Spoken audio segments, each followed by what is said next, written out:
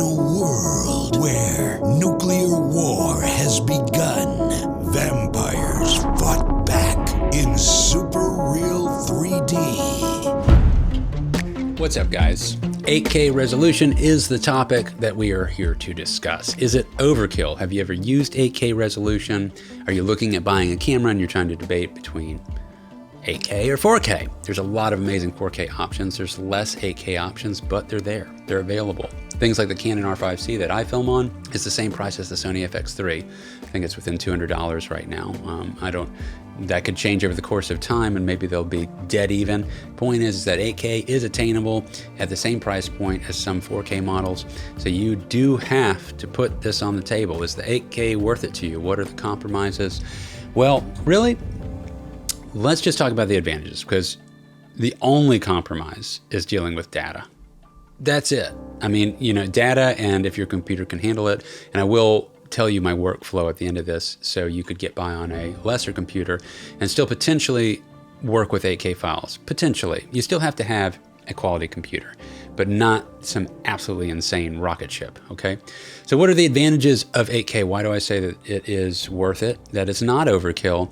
Well, in particular, it is not overkill if you are a single shooter. Now, you could use it if you're not a single shooter, but I'm going to hone in on this single shooter thing, because most people, I believe, that watch this channel and myself are one-man bands. Whether you're doing this for money or you're doing this for your fun, a passion, which is amazing. And for me, both fit the bill. I do that for both. I absolutely love it. 8K is going to enable you to do things with less equipment on hand in the given moment, because it's more powerful. You're going to be able to crop in. Now, I know that's the first thing that you know. You can crop in. Let me say one thing out of the gate, actually. I've never seen my footage on an 8K monitor. So for me, filming in 8K is not so I can see it in 8K. I've never even seen it. I barely anybody has 8K monitors. I don't have any client asking for an 8K deliverable. So that's kind of off the table. For me, that's not a reason to get 8K. I'm completely talking about editing land here. So cropping in post with 8K is absolutely insane. I thought it would be good. It is better than I thought. I've had a 6K Red Epic Dragon for several years, and then I got the Canon R5 C with the 8K a year ago. This is not a Canon R5 C sales pitch. You can get whatever 8K camera you want. This is just the one I'm going to reference because that's the one I've got, and I do love it, and I do recommend it as a camera. It's a great camera, but there's other options. You pick what you want. And I thought 6K was amazing. I thought 6K before I got it would be overkill. I thought I really wouldn't take advantage of that, but immediately once I dropped the first piece of footage in and experienced what it was like to be able to crop in at 100% and I still had 4K, it was unbelievable to me. I still had a 4K end image, and I was able to get all these multiple shots out of the single shot. Well, 8K is just that on steroids. I mean, 8K is literally double the size of 4K. That means if you've never experienced this before, when you open a 4K window in whatever editor that you're on, and you drop that piece of footage into a 4K timeline, I mean, your picture window is this, and then when you click on the video, you can see that the whole picture is actually this. It's like having a giant picture inside of Photoshop, and you're just choosing which part of it you want to cut out. You shrink it all down to fit inside that window. You have this pristine, downsampled 8K into a 4K image. But then you can still just crop in all you want to, and then you've still got 4K quality. So I can literally do an interview setup, and I go for a wide shot, and then I can crop in on just their head. I did a double interview, a husband and a wife, and they were sitting adjacent from one another, and I'm cropping in on each one of them in the same shot, to make it a single. So that way I'm not showing that the other person might not look like they're in the best moment during that piece of information that's being conveyed, because that can happen in a double interview. Sometimes the person that's not talking can feel a little awkward. They don't know what to do with their hands, or they may be looking in a certain way. Got a moth. So being able to crop in on one person out of the two in the same shot is unbelievable, and it still looked amazing. So cropping's a big deal. One more example of cropping. I film car commercials, or really car movies, for Trans Am Worldwide. They've been currently making the Chevelle. We put out our last Chevelle video. Well, it's not Chevelle technically, okay? It's called the 70SS. They can't use the Chevelle name, but it's absolutely a 1970 Chevelle tribute. Video came out a few months ago. It's got like 2.5 million plays on it. It's been doing great. It's like a 17-minute film, which is pretty good for a 17-minute commercial, that many people are watching it. Point is, I got to use the Canon R5 C for the first time on one of their videos. And because it's a small camera and it's 8K, I was able to mount it onto the Tilta Hydra Alien Arm system, which is a very affordable, great car mounting system that you can get. And then you have to also have a DJI RS3 gimbal system. So I've got all this stuff hooked up, right? And I'm filming out the back of the car with that unit, but I'm actually sitting in the passenger seat operating the camera with my phone, because you can put Force Mobile Enable on, and then anywhere I'm looking inside my phone that's receiving the video signal from the whole unit, the camera is behaving in that manner. Now, the problem is that I couldn't choose to zoom the lens. Even though I was using a zoom lens, this is a photography lens, it's a 16 to 35 millimeter lens. I need a wide shot for when the car comes up on the side, and then I need a longer lens shot for whenever the car is behind us, or I've got two different 70SSs riding side by side, one's further back, and 8K, guys, I can just crop in. So I got the wide shot, the one lens, I can't control the zoom motor on it, but in post, I can choose to crop in. So in these situations where I've been filming as a single person, which is 99% of the time, 8K has been amazing, 6K on the red's been amazing, but 8K is just like this extra level, plus it's a much smaller camera in this case, and that's very nice and worked actually. It's become my travel camera setup, but to have the 8K in there is amazing. Let me give you another reason 8K is better. You can make more money with it. You can literally charge your client more money because you're filming in 8K. It's more data to build with. It sounds cutting edge. And another thing that I give every client, and granted, this is if you're aiming to make money. I mean, maybe you're just doing this for your own personal reasons, and that's totally fine. But this is a little bit of a tangent about the money-making aspect of it, is that clients get a little wave of relief. You can see it happen. There's a level of excitement when you tell them that you're filming in 8K. It's just there. The same way that when I tell a client that I'm filming with a red, or that I show up with a red, and they see that, if they know anything about cameras, not much, but just anything, they're like, whoa, this guy really knows what he's doing. Well, a lot of these 8K cameras, are small. There's a good chance you're working with a small mirrorless camera, and so you're out to prove to your client that this thing can deliver. It packs a punch. Well, right out of the gate, being able to say that it's 8K just gives them a level of confidence that it's just one extra layer of them not micromanaging you or looking over your shoulder and just trusting that you're using the highest grade equipment on their shoot. It's this extra little layer. But I give all my clients pictures pulled from their final color graded videos. This is something I actually list on their invoice. It's complimentary, but it's a bonus that I point out that I supply because it almost works as a double photo shoot.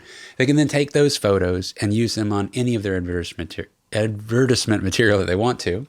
And that can be online digitally, where 8K doesn't matter so much. But a lot of times, my clients do trade shows and things, or car shows, and they print out stuff. They want to print images that I provide them in these digital folders.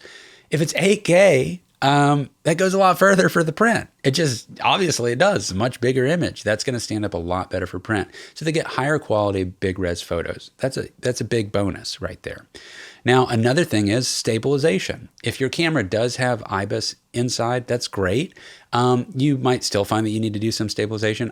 You might use a gimbal exclusively, so you're like, I don't need stabilization. But realistically, if you've worked with a gimbal, you still use some stabilization, don't you? And if you don't, you probably should, unless you're really good.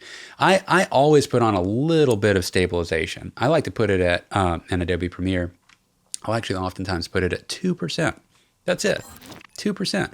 And it makes this just touch a difference that really, it takes the edge off and it just makes it totally professional feeling everywhere it can. There's still, if you eyeball my shots, inevitably there's going to be some stuff that I got it as smooth as I can get it, man. Sometimes you can't repeat some of this stuff. It just happens the way that it does.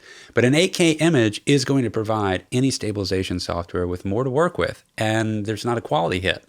It has a much bigger image that it can rotate and pitch, skew, without quality loss of it feeling like it's low res now because it had to crop in so much. So even in a dire straight situation where it had to crop in a lot, you're still probably okay because it's insane how much you can crop in with this 8K. Now, how to deal with the data. One thing, if you are in the camera market, and again, I'm not hip on every single camera that's there. You might be watching this video 2 years from now because 8K is going to still be Well, in fact, it'll probably be even more relevant. More people will be using it, and the question might be asked even more. But point is, there'll be different cameras available.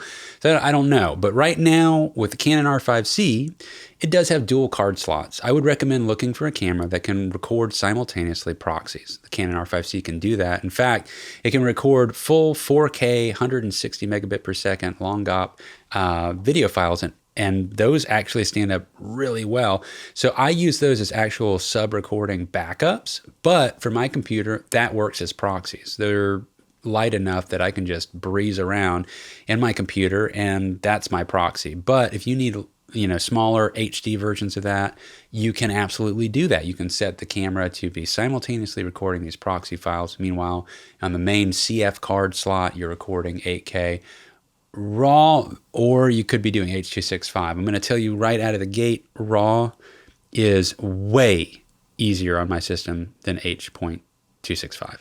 That H.265, you think that you're getting, it's compressed, and that's going to be easier than the RAW. I can't get my computer just chokes. The program will freeze if I put in 8K H.265. So I personally do not think that that's a good codec to film in. I've never filmed in it after testing it a couple of times. The RAW is absolutely glorious. I mean, the 12-bit RAW is insane. I love it. So flexible, and the end look is so great. So that's what I would recommend if you're choosing between those two things. If you're looking at a camera that films in 8K exclusively in H.265, see if you can find a file to download and see what that's like, because I am telling you, I have a great computer. I have a 16-core system with that can get up to 4.9 gigahertz in speed. That's great. It's got 128 gigs of RAM, and I got a RTX 3090. Jesus, I haven't looked at this in a while. It's a 3090. So it's like with 24 gigabytes of virtual RAM. So I've got a beefy machine, and I'm telling you that H.265 just kills it. I can't do anything with it. So something to keep in mind. Now, if you can work with the proxies during your editing, if you don't know what proxies are, these are lighter versions, much smaller versions of your exact same file. So what you can do in your editor is attach those as proxies, and then you can toggle back and forth while you're editing between your actual files versus your proxies. You can leave them in the proxy setting the whole time you're putting together your edit, and then really the only time to go back to the RAW is when you're going to do your final export or color grading prior to export. For me, I do all my color grading inside of Adobe Premiere. If you're using Resolve, I'm sure you're doing all your color grading inside of Resolve, and that's when you're going to want to have access to those big juicy files. But you can, at least in Premiere, that's my bread and butter. That's what I know how to use. With Premiere, what I do is to deal with these large files is I will color grade basically a few clips at a time, and then inside of the timeline, I will right click on those clips and then choose Render Replace. Now, I made another video about that talks about more details to know with doing this. This is just a quick overview so you can know that it's an option. What it's going to do is going to truly render those files, not just like pre-render inside of the timeline by hitting enter. That thing doesn't really work well. You can actually render out all the effects and color grades that you've put onto your clip, and these clips are now new clips sitting inside of your timeline. You can right click on them if you want to go and choose restore if you need to go back and change something about those settings, so you're not hardwired dedicated to those clip renders. That's amazing. It's a really cool feature. Check out that video about that if you need to know more about that. But the point is that if you do those in chunks, just do a few at a time, then you're really just watching back 4K footage whenever you go. Everything that's rendered is now a 4K file inside of the timeline, and it has no effects on it because you rendered it out. So it's going to play totally smooth, and you just keep doing that in a few clips at a time, and you'll gradually color grade as you go. And the nice thing about having done this is that when you go to export your final file, everything's already rendered. So when you need to make minor changes, you need to re-export again, or you need to make another version or something like that, it's just going to go like butter. I mean, it's going to export within a few minutes. I mean, obviously it depends on the length of your video, but practically in real time, it will export if you've already got all your files rendered. If I'm moving around those raw clips that are 8K, I do put the resolution down to half when inside of Premiere, and I'd recommend. There's no reason to not do that, because there's no benefit to looking at an 8K file instead of a 4K timeline at full 8K resolution. So just put it at half. You're basically experiencing 4K, and then hopefully, in my case, my end product does just look better. I mean, the downsampled 8K is great. It ensures a more consistent quality image. Every camera is capable of producing a great image. Certain cameras work better in certain environments, in certain situations, certain lighting types, certain ISO settings, certain low light versus, bright, who handles highlights better, all that jazz. The 8K kind of RAW will allow you more flexibility in that regard to just make sure that you're going to consistently have images that you can adjust in post that look great. So I recommend 8K. I do think it's worth it.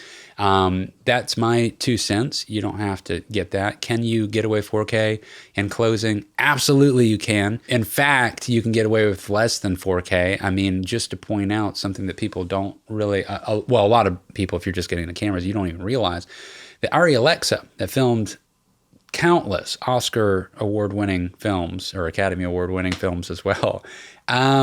This Alexa was digital, and it was filming at like 3.2K for a long time. In fact, I think for a good stretch of time it was 2.6K. Meanwhile, the Red was offering 4K. So on paper, it seemed like the Red would be, the one that was being snatched up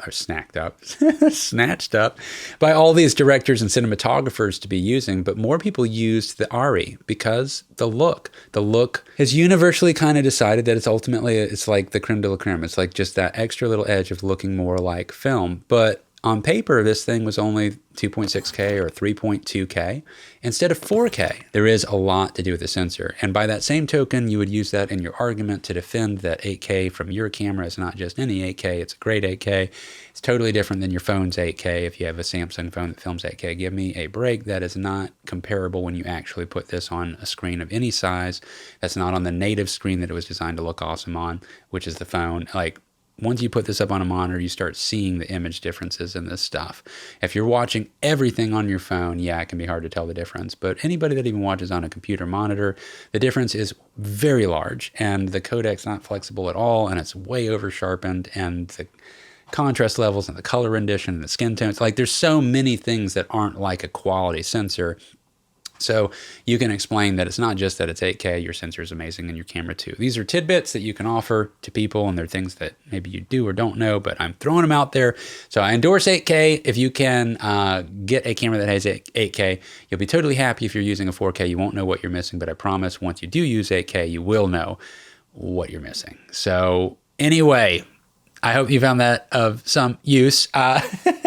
If you're interested in any of my stuff, I make videos on filmmaking, cameras, and editing. And I also have a whole other channel called Cue the Muses. And really, we need some help getting people to go check that out because people just don't know about it. And it's a whole sci-fi comedy rock show that my band has done over the course of the past couple of years. We only have a couple episodes out. There's more coming out. It's a crazy concoction, scripted 30-minute episodes. Inside each episode is the unveiling of a new music video that I hope you find to be epic. It's progressive rock. We have different singers from different bands all throughout the Southeast on every single song. It's quite the concoction. And you can check that out if you want to. We also do weekly podcasts on there talking about music and pop culture events, things that are happening, and also production, just like what it's like to actually make the music videos and also writing music. So you can check that out if you want to. And obviously here you can find a massive resource on all kinds of information with cameras and tech with, the world of video making. So take care, guys. I'll catch you on the next one. Peace.